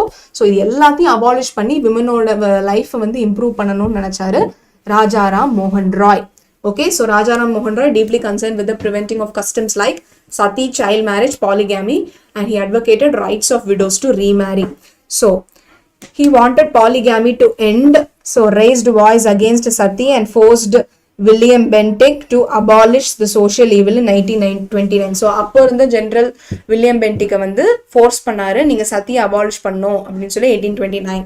So he condemned the subjugation of women and opposed the prevailing ideas that women were inferior to men. He strongly advocated education for women. So Rajaram Mohan Roy Sathy, child marriage, polygamy இதுக்கெல்லாம் அகெயின்ஸ்டா குரல் கொடுத்து அந்த social ஈவிலை end பண்ணணும் 1829 கவர்னர்கிட்ட advise பண்ணி, plus women எஜுகேஷனுக்கும் நிறைய contribute பண்ணியிருக்காரு. Ishwar Chandra Vidyasagar was the lead against the burning of widows. So அந்த சத்தி, பர்னிங் ஆஃப் விடோஸ்னா என்ன, சத்தி தான். So he supported the idea of widow remarriage. He played the leading role in promotion of education of girls and helped them in setting a number of schools. He dedicated his entire life to the betterment of child widows. So baal vivadha அப்படின்னு சொல்லுவாங்க, குழந்தை விதவைகள். ஓகேயா, so அப்போ வந்து child மேரேஜே தப்பு, குட்டி குழந்தைய 70 வயசு தாத்தாக்கெல்லாம் கட்டி வச்சிருவாங்க. ஓகேயா, ஸோ சைல்டு மேரேஜே தப்பு. அந்த 70 வயசு தாத்தா 80 வயசு தாத்தால என்ன பண்ணுவாங்க, அவங்களுக்கு ஏதாச்சும் உடம்புல பிரச்சனை இருக்கும், செத்துருவாங்க. அப்போ அந்த குழந்தை அப்படியே வந்து விடோ ஆயிடுவா. Okay, so how is this fair? Okay, so இதெல்லாத்தையும் வந்து கம்ப்ளீட்டா எடுத்து ஒழிச்சிடணும்னு ஈஸ்வர் சந்திர வித்யாசாகர் அவரோட லைஃபே அர்ப்பணிச்சாரு. He led a movement that resulted in widows remarriage act, reform act of 1856. So Ishwar Chandra Vidyasagar மூலமா தான் விடோ ரீமேரேஜ் ரிஃபார்ம் ஆக்ட் 1856 வந்தது. ஸோ இதெல்லாமே விமென்கான மூவ்மெண்ட்ஸ் தானே. Yes, you can write all this. Jyotiba Phule worked for the cause of the women. He opposed child marriage and supported widow remarriage, which was prohibited particularly in the lives of the uplift of the depressed class of women. Okay, so Jyotiba opened orphanages and homes for widows. So on the widows, விதவைகள் காப்பகம், அவங்களுக்கான orphanages, இது எல்லாமே Jyotiba Phule open பண்ணாங்க. Swami Dayanand Saraswati. So he said that the prohibition of widow remarriage had no scriptural sanction. எங்கேயுமே வந்து உங்களுக்கு வந்து விடோஸ் ரீமேரேஜ் பண்ணக்கூடாதுன்னு தடுக்க, ப்ரொஹிபிஷன்னா என்ன, தடுக்கிறது. எங்கேயுமே வந்து எந்த ஸ்கிரிப்ட்லையுமே அப்படி போடலையே, நீங்க ஏன் அப்படி பண்ணக்கூடாதுன்னு சொல்றீங்க, எந்த புக்ல அப்படி போட்டிருக்கான், எந்த வேதத்துல அப்படி போட்டிருக்கான் அப்படின்னு சொல்லி Swami Dayanand Saraswati go back to Vedas அப்படின்னு சொல்லுவார். நீ போய் வேதங்களை கரெக்டா போய் படிச்சு பாரு, எங்கேயுமே அப்படி போடலை, நீ ஏன் வந்து அப்படி பண்ணக்கூடாதுன்னு சொல்றேன்னு எல்லார்கிட்டையும் கொஸ்டின் பண்ணாரு. So reformers like R.C. Bhandarkar and Justice Mahadev Govind Ranade so devoted themselves towards the activities such as widow remarriage and improvement of women and depressed classes. M.G. Ranade founded the Widow Remarriage Association in 1861. So MGR, okay, அந்த ஒரு MGR, okay. So MG Ranade வந்து Widow Remarriage Association found பண்ணாரு. So பாருங்க, so how many we have? Ishwar Chandra Vidyasagar, Raja Ram Mohan Roy, then we also have Jyotiba Phule, Swami Dayanand Saraswati, MG Ranade, இவங்க எல்லாருமே விமென்காக work பண்ண social reformers. Got it? Yes. So Ramalinga அடிகள் இந்த கொஸ்டினும் கேட்டிருந்தாங்க. If you are aware, yes, கவனிச்சிருக்கீங்களா? இந்த கொஸ்டினும் கேட்டிருந்தாங்க, ராமலிங்க அடிகள் பத்தின கொஸ்டின். Yes, PTA question படிக்கலாம். Synopsis is not necessary. நீங்க கரெக்டா content எழுதினாலே more than enough. Yes, ஓனா எழுதலாம், ஆனா நீங்க வந்து அந்த எசன்ஸை வந்து மிஸ் பண்ணிடக்கூடாது. இந்த டெஃபினிஷன்ஸ், ஆர்டிகிள்ஸ் இது எல்லாம் நீங்க ஓனா எழுதக்கூடாது. Okay, years are important. Okay, fine. Clear everybody? Yes, Partition of India, yes, we are going to discuss that. இந்த ராமலிங்க அடிகள் பத்தின கொஸ்டின் உங்களுக்கு நிறைய தடவை கேட்டிருக்காங்க. So you should be aware of it. டக்குன்னு எல்லாரும் உங்களோட ஹிண்ட் நோட் புக்ல ஹிண்ட்ஸ் நோட் பண்ணி வச்சுக்கோங்க. He finds the best solution to the social evils by inculcating spiritual awareness. So அவங்களோட பாடி, மைண்ட், அந்த ஸ்பிரிட் வந்து அவேரா இருக்கணும் அப்படின்னு சொல்லி he just started. So Ramalinga அடிகள் led to the unity and solidarity of Tamils. So unity and solidarity of Tamils. He favored the creation of a casteless society to be guided by God. So casteless society favor பண்ணாரு. So next, he believed that God to be in the form of அருள் பெரும் ஜோதி திருப்பெரும் கருணை அப்படின்னு சொல்லுவாங்க. So அந்த God, அந்த லைட்ல God இருக்காரு அப்படிங்கறத பிலீவ் பண்ணாரு. ராமலிங்க அடிகள் believe that hunger and poverty தான் முக்கியமான சோஷியல் ஈவில்ஸ். எஸ், ஸோ பசியும் ஏழ்மையும் தான் வந்து சமூக கேடுகள் அப்படின்னு அவர் நினைச்சாரு. He advocated that the feeding of the poor is the highest form of worship. Yes, this point you should highlight everybody. இந்த பாயிண்ட்டை ஹைலைட் பண்ணி எழுதிக்கோங்க. ஸோ ராமலிங்க அடிகள் என்ன பண்ணாரு? ஸோ இந்த புவர் ஏழை எளியவங்களுக்கு ஏதாச்சும் ஃபீட் பண்ணீங்கன்னா அதுதான் நீங்க கடவுள்ல பாக்குறதுக்கு சமம் அப்படின்னு. So feeding the poor is the highest form of worship அப்படின்னு ராமலிங்க அடிகள் அட்வொகேட் பண்ணாரு. Ramalinga Adigal condemn the inequalities based on birth and promoted universal love and brotherhood. Yes, so உங்களுக்கு இன்இக்வாலிட்டிஸ், ஸோ இந்த பிறப்புனால நீ மேல் ஜாதி நீ கீழ் ஜாதி அந்த மாதிரி ஒரு பிறப்புனால இருந்த இன்இக்வாலிட்டிஸ் எல்லாத்தையும் பயங்கரமா கண்டிச்சாரு.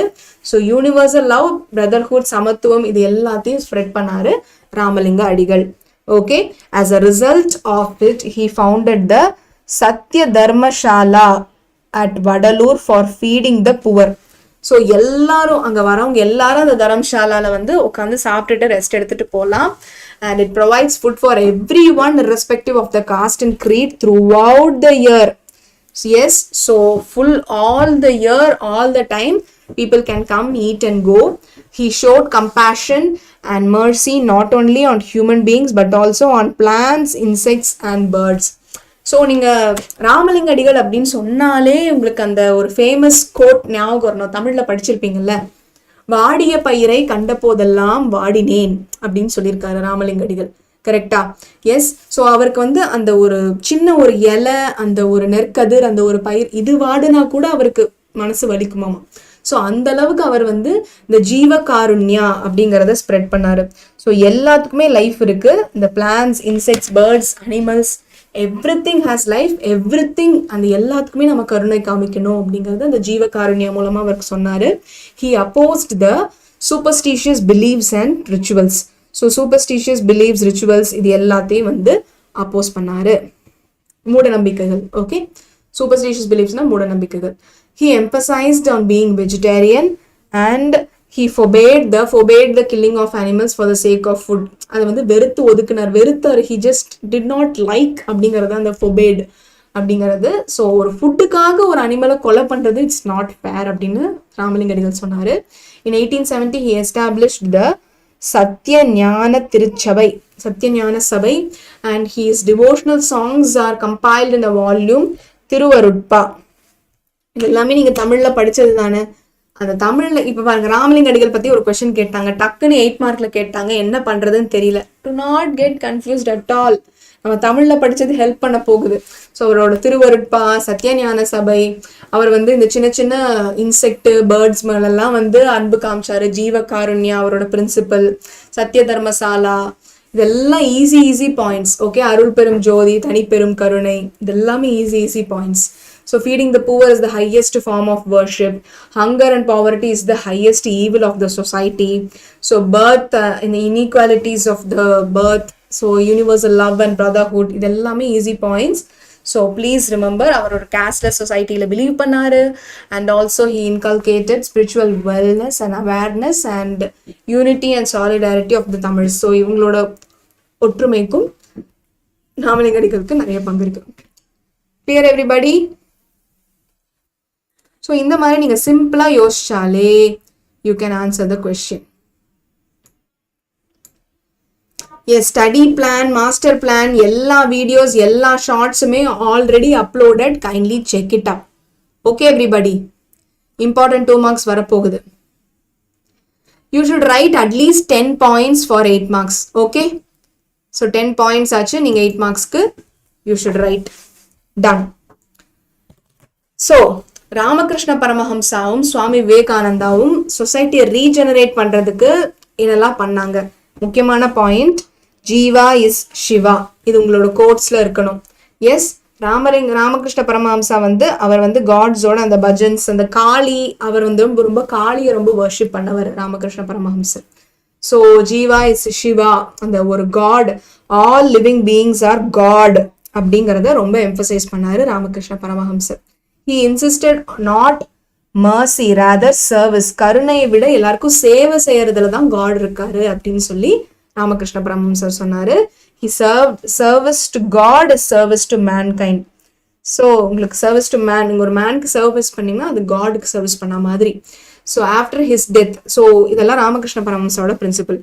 அவர் இறந்ததுக்கு அப்புறம் 1886 அவரோட சீடர்கள் எல்லாம், அவரோட டிசைபிள்ஸ் எல்லாரும், எஸ்பெஷலி முக்கியமான சீடர் யாரு? விவேகானந்தா. அவங்க வந்து ஒரு ராமகிருஷ்ணா மிஷனை எஸ்டாப்ளிஷ் பண்ணாங்க.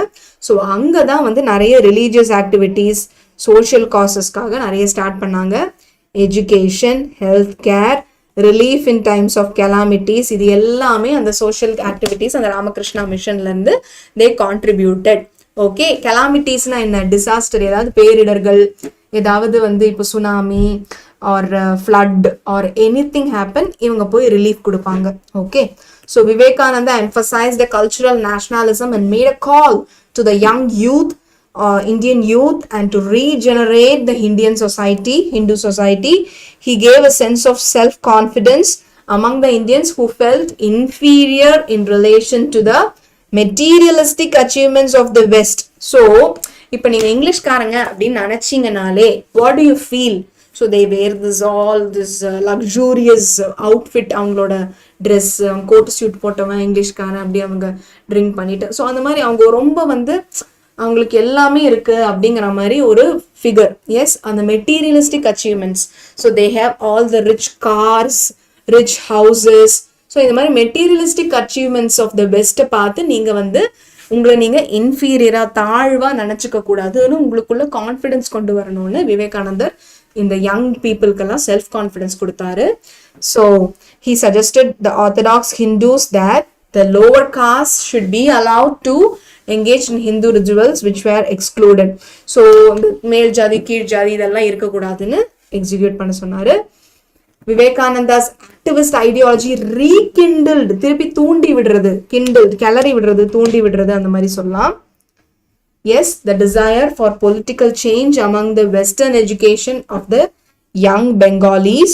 His ideas were inspiring to the many of the militant nationalists before Indian independence and even for today's people. Okay? Yes. So அவரோட ஐடியாஸ் வந்து நிறைய பேரை இன்ஸ்பயர் பண்ணிச்சு. Got it? Yes. So the very important question. Yes, the most repeatedly asked important question. Are you all ready? Yes. இந்த question எல்லாரும் கரெக்டா எழுதிடணும். Map video is coming tomorrow, don't worry at all. Okay, so Veerapandiya Kattabomman பத்தின question நிறைய தடவை கேட்டாச்சு. Yes, partition of Bengal is coming, guys, not to worry at all.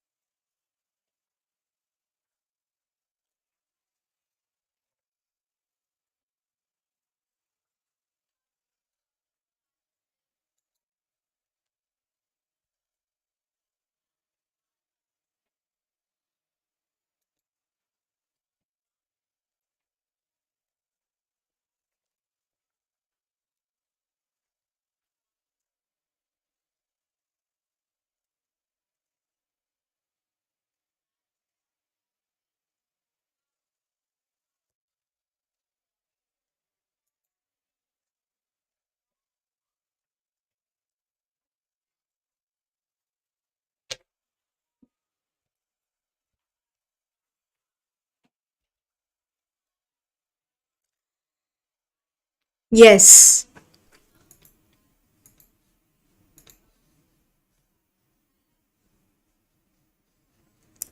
You can write on your own words, but in the articles definition இதெல்லாம் நீங்க own wordsல எழுதக்கூடாது. That is the more important point to be noted. Okay. So Veerapandiya Kattabomman, everybody is clear, right? So Veerapandiya Kattabomman நிறைய தடவை நானே வந்து live செஷன்ஸ்ல discuss பண்ணிட்டேன். Yes, coming from your quarterly sessions எக்கச்சக்க தரமா டிஸ்கஸ் பண்ணியாச்சு இந்த கொஸ்டின். ஸோ இவர் யாரு? இவர் பாஞ்சாலங்குறிச்சியோட பாளையத்துக்காரர். So after the death of Jagaveera Pandiya Kattabomman, அவங்களோட அப்பா, அதுக்கப்புறம் இவர் தான் வந்து கம்ப்ளீட்டா வந்து he took care of it. The company administrators did not give him much importance, but soon his several events வந்து அவருக்கும் ஈஸ்ட் இந்தியா கம்பெனிக்கும் நிறைய பிரச்சனைகளை உருவாக்கிச்சு. Okay. The company had gained the right to collect taxes from Panjalankuruchi. The collectors adopted force to collect the taxes. Yes, so இதுதான் பிடிக்கவே இல்லை. உங்களுக்கு அந்த famous scene தெரியும்ல, எதற்கு கொடுக்க வேண்டும் வரி, ஏன் கொடுக்க வேண்டும் கிஸ்தி, நீ வயலுக்கு வந்தாயா அப்படிலாம் சொல்லி கேட்பாங்கல்ல. ஸோ அந்த பிரச்சனை தான், that was the bone of contention between Kattabomman and East India Company. Okay, so that was the major issue. So இப்போ என்னாச்சு, கம்பெனிக்கான they gained the right to collect taxes from Panjalankuruchi. So collectors also adopted forces to collect the taxes. This was the bone of contention between the English and the Kattabomman. Yes, இதெல்லாம் கிளியரா இந்த terms எல்லாம் எழுதுனீங்கன்னா உங்களுக்கு நிறைய mark கிடைக்கும். Phone of contention, கன்டென்ஷன்னா என்ன? ஏதாச்சும் ஒரு பிரச்சனை, ப்ராப்ளம், ஃப்ரிக்ஷன். ஓகே, ஸோ அதை தான் வந்து கன்டென்ஷன் அப்படின்னு சொல்லுவாங்க. அப்படி என்ன problem between the company and Kattabomman? So அதை வரி கேட்கணும்னு அவங்க வந்தது இவருக்கு சுத்தமாக பிடிக்கல. Okay. So when Kattabomman refused to pay the land revenue, so he was asked to meet. next பாருங்க, ஜாக்சன், கலெக்டர் ஜாக்சன் துரைன்னு சொல்லுவாங்க இல்லையா, ஸோ அவரை மீட் பண்றதுக்கு சொன்னாங்க. ஆனா இவரும் போனாரு. ஓகே, ஸோ வேணும்னே ராமநாதபுரம் இந்த ஏரியால வந்து he was asked to stand for hours before the official. So மணிக்கணக்கில் அவரை வேணும்னே நிற்க வச்சாங்க. ஸோ இது வந்து கட்டபொம்மனுக்கு he sensed it somehow it is going to be a problem. He escaped from there. Next on his return to பாஞ்சாலங்குறிச்சிக்கு அவர் திருப்பி வரும்போது கட்டபொம்மன் வந்து மெட்ராஸ் கவுன்சிலுக்கு அவரே போய் ரெப்ரசென்ட் பண்ணிக்கிட்டாரு about how he was ill treated by collector Jackson. So எப்படி அவர் வேணும்ட்டே வந்து மணிக்கணக்கில் அவரை நிற்க வச்சு அவரை வந்து அசிங்கப்படுத்தினாருங்கிறத வந்து மெட்ராஸ் கவுன்சில் முன்னாடி சொல்லி கவுன்சில் என்ன பண்ணிச்சு. ஸோ கவுன்சிலில் மெம்பர்ஸ், இந்த மெம்பர்ஸ் ஞாபகம் வச்சுக்கணும் நீங்கள் கண்டிப்பாக. வில்லியம் பிரவுன், வில்லியம் ஓரம், ஜான் காசா மேஜர். ஸோ இந்த 3 members, okay. So William brown, William ஓரம், ஜான் காசா மேஜர், இந்த 3 மெம்பர்ஸ் மூலமா ஒரு கமிட்டி செட்டப் பண்ணி யார் மேல தப்பு இருக்கு யார் மேல கரெக்ட் இருக்குன்னு ஒரு டிஸ்கஷன் பண்ணாங்க. So the committee found that he was innocent and dismissed Jackson from the service. So கம்ப்ளீட்டாக வந்து டிஸ்மிஸும் பண்ணிட்டாங்க. ஸோ கட்டபொம்மன் மேலே தப்பு இல்லைன்னு சொல்லி ஜாக்சனை டிஸ்மிஸ் பண்ணிட்டாங்க. நீங்கள் ஓனாக எழுதுறதுனா எழுதலாம், ஆனால் கிராமட்டிக்கலாக எந்த மிஸ்டேக்கும் இருக்கக்கூடாது, கிராமர் மிஸ்டேக் இருக்கக்கூடாது, மெயின் இஷ்யூ. அண்ட் இந்த டெஃபினிஷன்ஸ், ஆர்டிகல்ஸ் இங்கெல்லாம் நீங்கள் மிஸ்டேக்கே பண்ணக்கூடாது. Okay. Thereafter Kattabomman along with Marudhu brothers confronted with the English and Kattabomman was asked to surrender. So அவரோட evasive reply, அவர் escape ஆகிற மாதிரி ஒரு ரிப்ளை கொடுத்த உடனே it prompted Major Bannerman to attack his foe. The major soon sieged Panchalankurichi. Okay. So சீக்கிரமாக வந்து அவர் பாஞ்சாலங்குறிச்சி ஃபோர்ட்டை வந்து cheese பண்ணிட்டாரு. ஓகேயா. ஸோ ஏன் வந்து இவர் இந்த கட்டபொம்மன் அப்படின்னு அழுவுற மாதிரி பேச பன்னேர்மனுக்கு வந்து he was very much triggered and disturbed and finally Panchalankurichi ஃபோர்ட்டை வந்து அவர் சீஸ் பண்ணிட்டாரு. Kattabomman escaped to Pudukkottai where he was captured. So புதுக்கோட்டையில் அவரை கேப்சர் பண்ணிட்டாங்க. டியூரிங் த ட்ரையல், ஸோ அப்போ கேஸ் நடக்குது, trial, Kattabomman bravely admitted all the charges leveled against him. So அவர் எல்லாத்தையும் ஆமா அப்படின்னு சொல்லி எல்லாத்தையும் அவர் அட்மிட்டும் பண்ணிக்கிட்டாரு. ஸோ ஃபைனலாக for that he was hanged. Okay. So அவரை வந்து கயத்தாரில் அவரை தூக்கில் போட்டுடுறாங்க. So this was about the Kattabomman. Clear everybody? Yes. Velu Nachiyar 5 mark வரலாம். Yes, you are correct.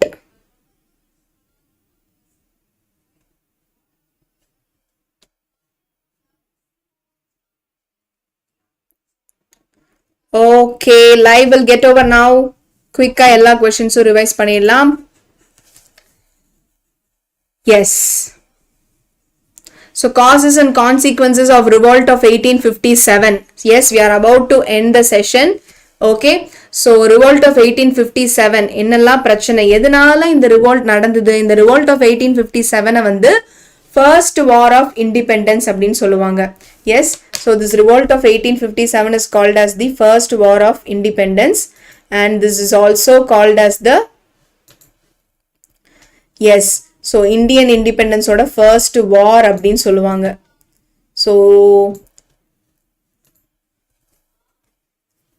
So இங்கே பார்த்தீங்க அப்படின்னா the doctrine of paramountcy, new territories were annexed on the grounds that the native rulers were corrupt and inefficient. So British claimed themselves as paramount and supreme authority. So British வந்து அவங்க தான் complete supreme authority, அவங்க தான் எல்லாமே அப்படின்னு அவங்களே வந்து rule பண்ணிக்கிட்டாங்கல்ல. So இது எல்லாம் வந்து இந்தியன்ஸ்க்கு பிடிக்கவே இல்லை. டாக்ட்ரின் ஆஃப் லேப்ஸ், ஸோ ஒரு பயாலாஜிக்கல் மேல் வாரிசு, ஹையர்னா என்ன வாரிசு இல்லை அப்படின்னா அந்த டெரிட்டரி வந்து பிரிட்டிஷ்க்கு போயிடும். It would labs to British India அப்படின்னு ஒரு லாவை கொண்டு வந்தாங்க, இந்த டாக்ட்ரின் ஆஃப் லேப்ஸ்ன்னு. ஓகே. ஸோ எப்படி எந்த விதத்துலையும் சம்மந்தமே இல்லாத பிரிட்டிஷ்காரன் நம்மளோட டெரிட்டரியை எடுத்துக்கலாம் அப்படின்னு சொல்லி இந்த டாக்ட்ரின் ஆஃப் லேப்ஸும் அவங்களுக்கு பிடிக்கவே இல்லை. ஸோ எப்படி இந்த சாம்பல்பூர், சத்தாரா, ஜான்சி, பார்ட்ஸ் ஆஃப் பஞ்சாப், நாக்பூர் இது எல்லாத்தையும் வந்து டாக்ட்ரின் ஆஃப் லேப்ஸ் மூலமாக தான் அனெக்ஸ் பண்ணாங்க. This doctrine of lapse was brought by Lord Dalhousie. Okay, so இவர் கொண்டு வந்த பாலிசி தான் இந்த டாக்ட்ரின் ஆஃப் லேப்ஸ்.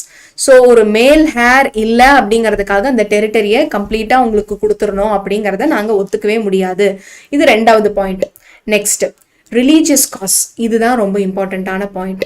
ஸோ உங்களுக்கு வந்து இந்த ரிலீஜியஸ் மார்க்ஸ் அவங்க இந்த விபூதி சந்தனம் இந்த மாதிரிலாம் வச்சுக்கிறத வந்து கம்ப்ளீட்டாக ஃபார்பிட் பண்ணாங்க. So crossing sea was meant to the loss. So உங்களுக்கு அப்போல்லாம் கடல் தாண்டக்கூடாது அப்படின்லாம் ரொம்ப சூப்பர்ஸ்டிஷன்ஸ்லாம் இருந்தது. ஆல்சோ அவங்களோட வந்து this Enfield கார்ட்ரிட்ஜஸ்.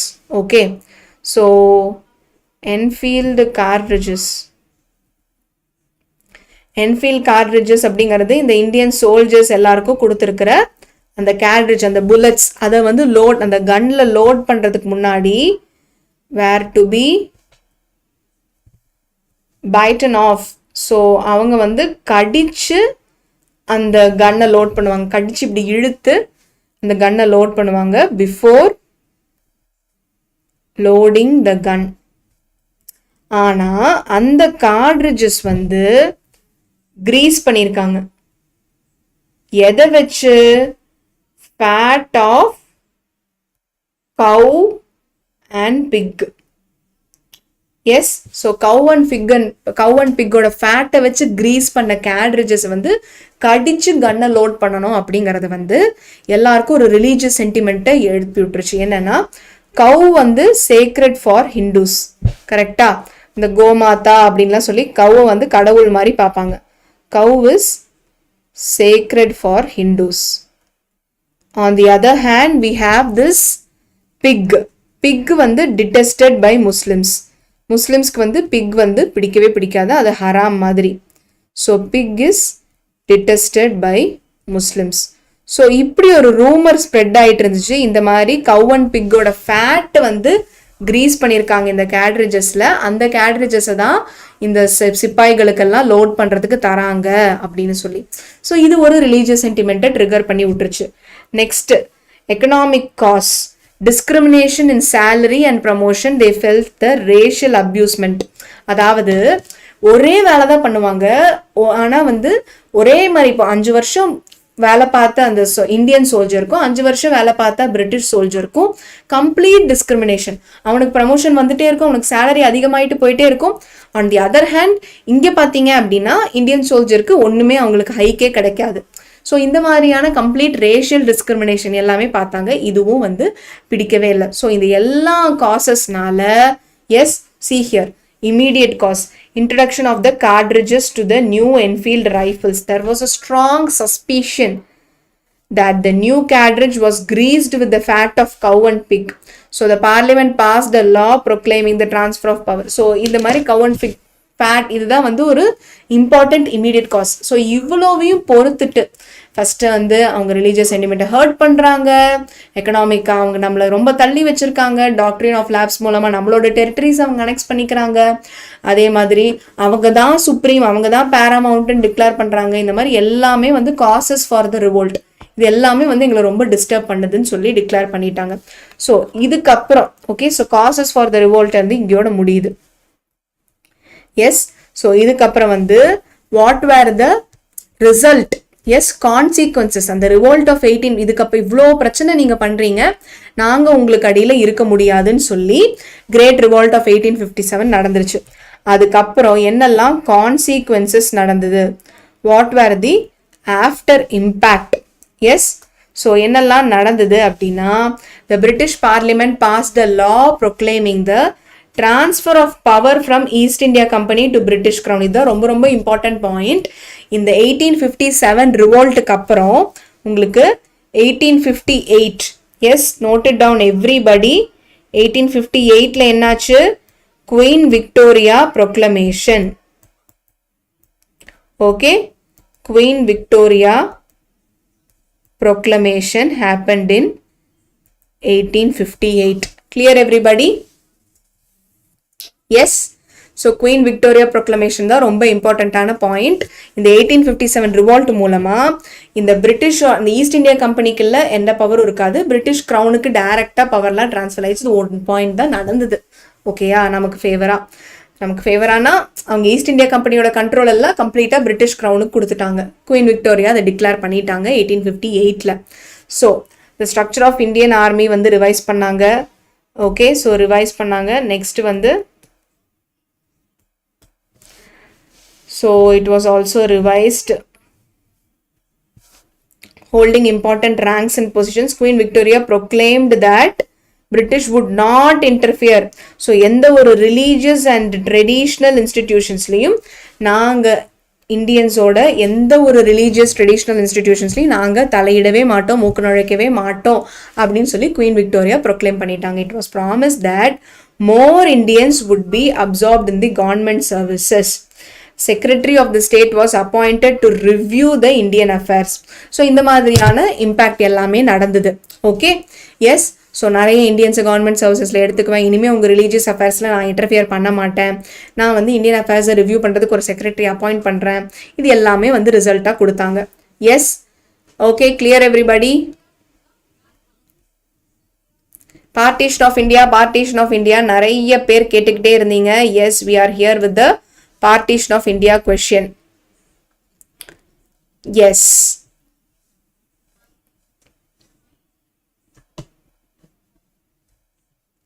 okay. So partition of India, discuss the reasons behind the partition of India.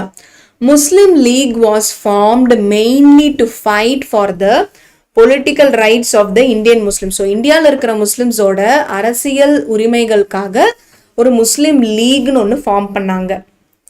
Jinnah revived the Muslim League in 1934. Jinnah தான் அதை வந்து ரீவைவ் பண்ணாரு with the determination of demanding separate state for Muslims. So Muslimsக்குன்னு ஒரு separate state declare பண்ணிட்டாங்க. By 1940 he was demanding a separate nation for Muslims and arguing an independent Indian Muslims would lose all the political power to the Hindus. So இப்போ வந்து என்ன ஒரு ப்ராப்ளமாக இருந்துச்சு அப்படின்னா, முஸ்லிம்ஸ்க்கெல்லாம் இப்போ வந்து ஒரு எலெக்ஷன், ஒரு காமன் எலெக்ஷன் வந்துச்சுன்னா இந்தியாவில் மேஜராக ஹிந்துஸ் தான் இருக்காங்க. எஸ், அப்போது ஹிந்துஸ் தான் ஜெயிப்பாங்க. அப்படி இருக்கும்போது இப்போ முஸ்லிம்ஸோட ப்ராப்ளமை வந்து ஹிந்துஸ் கரெக்டாக ரெப்ரசன்ட் பண்ணுவாங்களா?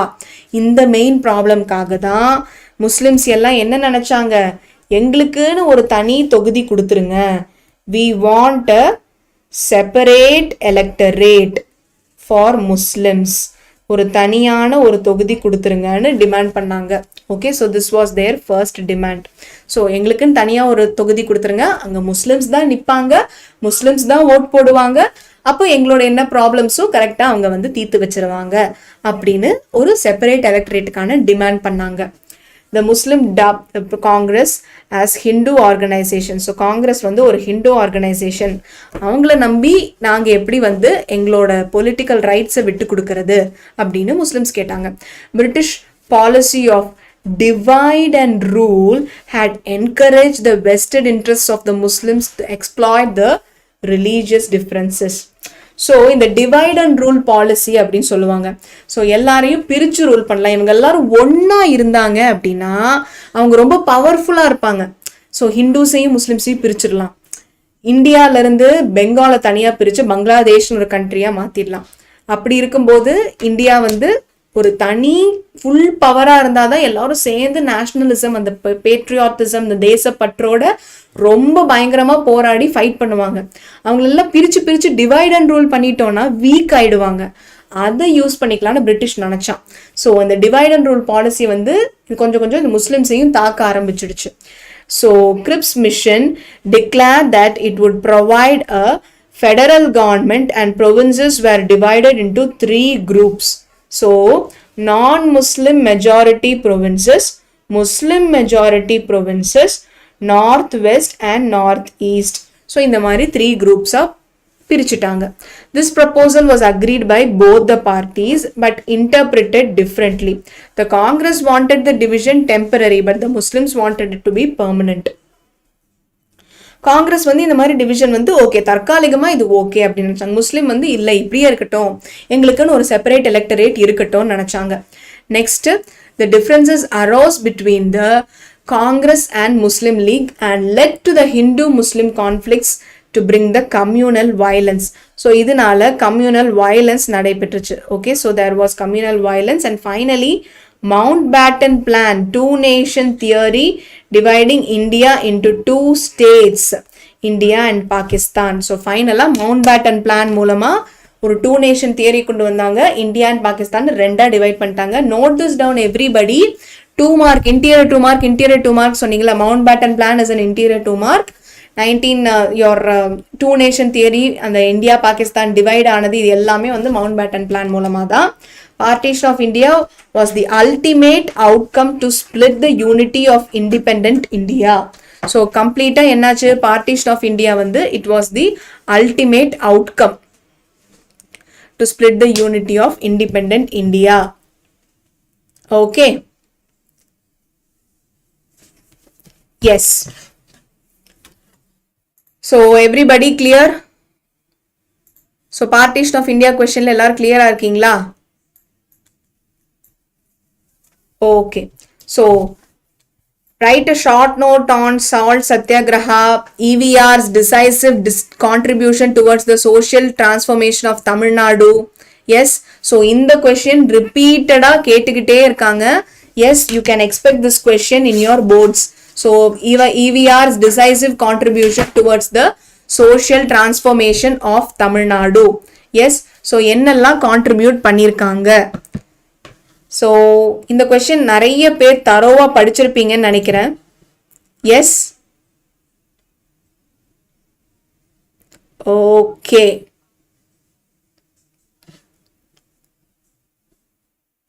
Maps tomorrow.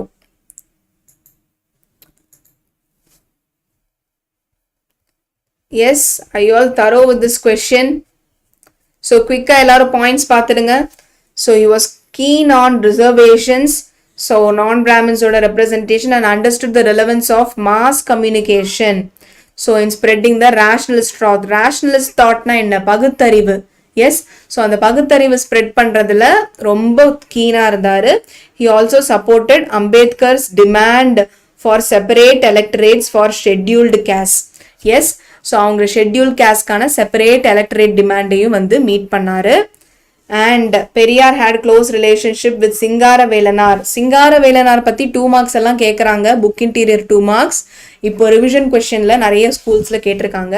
ஸோ சிங்கார வேலனார் அப்படிங்கிறவர் வந்து பெரியாரோட ஃப்ரெண்டு. ஓகேயா, so Singara Velanar considered first communist of South India. So first communist of South India யாரு? Singara Velanar. First India South இந்தியாலேயே கம்யூனிசம் ஃபாலோ பண்ண ஆரம்பிச்சது வந்து சிங்கார வேலனார் தான். இவர் வந்து பெரியாரோட friend and he was also the pioneer of Buddhism.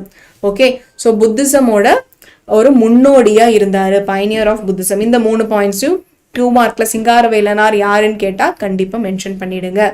Okay, in 1937 in opposition to Rajaji's government, he moved to introduce compulsory Hindi in schools. Yes, so Hindi திணிப்பு சட்டம், anti Hindi agitation. ஸோ இது எல்லாம் start பண்ணாரு Periyar. Rajaji the chief minister of Madras state. இப்போ பெரியார் இங்கே நீங்கள் இந்த point ரொம்ப இம்பார்ட்டன்ட். குலக்கல்வி திட்டம், caste based education scheme, இதை வந்து டூத் அண்ட் நெயில் கம்ப்ளீட்டாக அப்போஸ் பண்ணாரு. ஓகேயா, எவ்ரி நுக் அண்ட் கார்னர் அப்படிங்கிறத டூத் அண்ட் நெயில் இது வந்து அறவே கம்ப்ளீட்டாக அப்போஸ் பண்ணாரு குலக்கல்வி திட்டம் அப்படிங்கிறத. And anti north Indian campaigns made Periyar as an anti Hindu stand.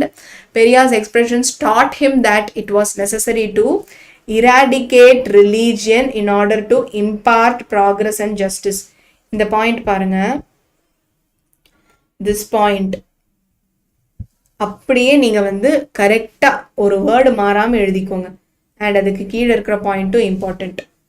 S, so ரிலீஜனை வந்து ரேஷ்னலிசமோட ரீப்ளேஸ் பண்ணணும்.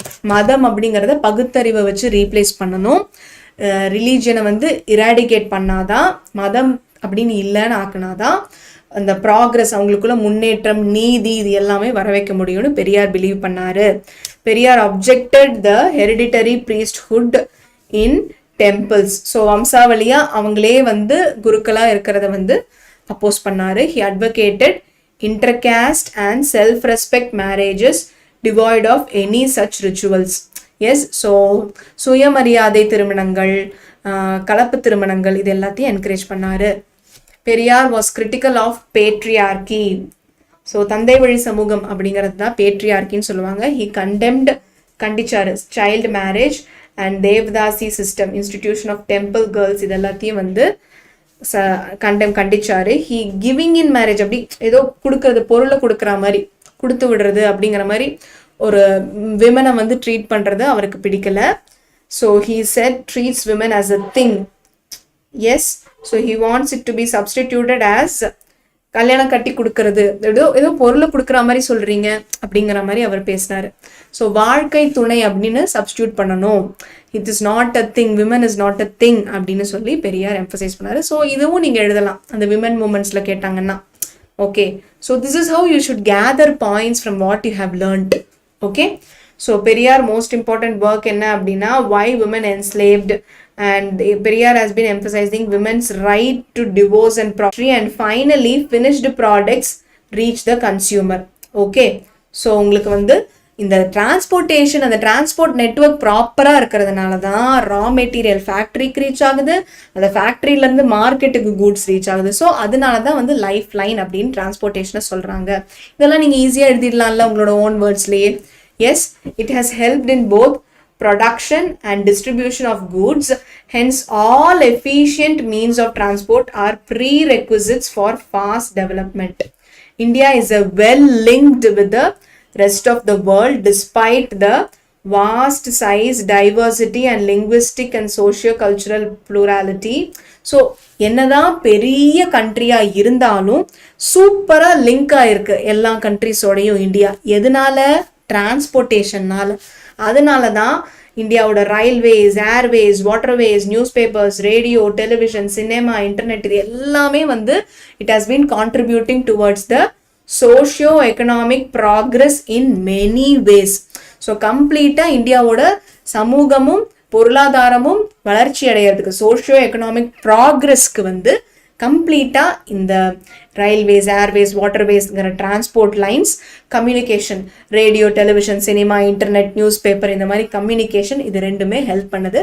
அதனால தான் இந்த டிரான்ஸ்போர்ட்டேஷன் அண்ட் கம்யூனிகேஷனை லைஃப் லைன்ஸ் ஆஃப் எக்கானமின்னு சொல்கிறாங்க. ஸோ ட்ரேட்ஸ் ஃப்ரம் லோக்கல்லேருந்து international level have added to the vitality na in importance of its economy. It has also enriched our life and added substantially to growing amenities of facilities of all comforts of life. Hence it is right to say that means of communication and transportation are the lifelines of nation and its economy அப்படின்னு சொல்லிடலாம்.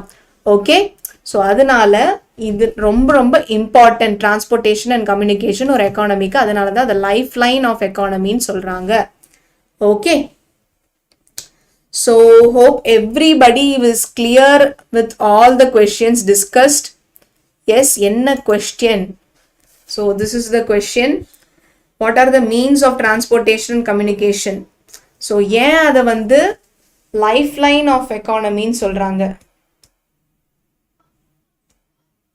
Yes, why means of transportation and communication are called as the lifelines of economy. Okay, so இந்த மாதிரி எல்லாம் கேட்டுட்டாங்க book interior அப்படின்னா we should not panic. So ஜியாகிரஃபிலேருந்து நீங்கள் உங்களோட ஓன் வேர்ட்ஸ்லேயே டிரான்ஸ்போர்ட் ரொம்ப இம்பார்ட்டன்ட். டிரான்ஸ்போர்ட் இருந்தால் தான் உங்களுக்கு ரா மெட்டீரியல் ஒரு இடத்துலேருந்து உங்களுக்கு வந்து ஃபேக்ட்ரிக்கு ரீச் ஆக முடியும், ஃபேக்ட்ரியிலேருந்து மார்க்கெட்டுக்கு ரீச் ஆக முடியும். அப்போ டிரான்ஸ்போர்ட் ரொம்ப இம்பார்ட்டன்ட். நம்ம இந்தியா வந்து டிஃப்ரெண்ட் கண்ட்ரீஸோட லிங்க்டாக இருக்குது.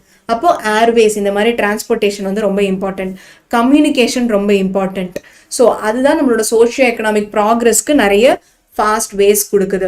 நெக்ஸ்ட் உங்களுக்கு லோக்கல் டு இன்டர்நேஷ்னல் லெவல் நம்ம கண்ட்ரிஸ் ரீச் ஆகிறதுக்கு, நமக்கு நிறைய அம்யூனிட்டிஸ் கிடைக்கிறதுக்கு, கம்ஃபர்ட் கிடைக்கிறது, இது எல்லாத்துக்குமே வந்து டிரான்ஸ்போர்ட்டேஷன், கம்யூனிகேஷன் ரொம்ப ஹெல்ப்ஃபுல்லாக இருக்குது.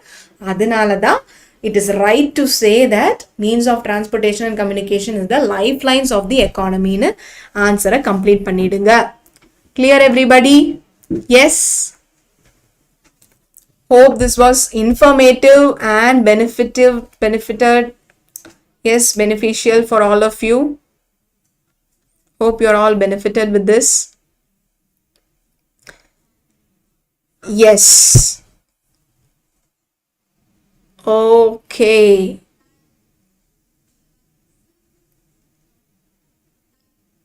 This is geography, transport lesson pa.